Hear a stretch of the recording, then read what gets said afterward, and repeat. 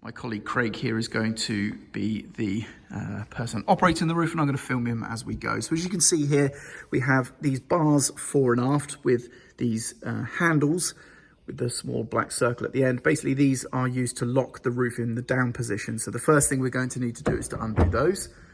So that's the rear one, and then that's the forward one. And that releases the main roof.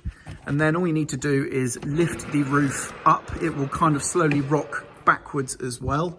And then whilst holding it in the up position, Craig's going to then take one of the sides and place that up.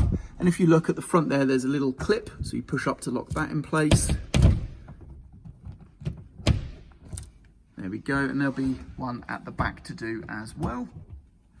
And likewise, we're going to do the same here on this panel right here. So again, there's a little clip at the top and one at the back.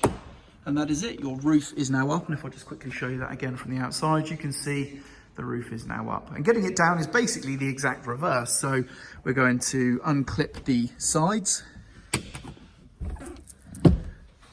and bring them back down, as you can see.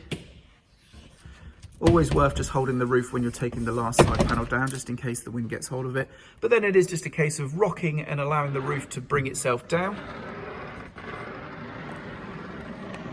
As it comes down, you do just want to make sure these handles are clear, especially the back one that needs to clear this sort of little head section there. And then pull down on the handle and use the bars to clip the roof shut. And then you do have these little brown retaining clips that just stop the handles from being accidentally broken down and releasing the roof.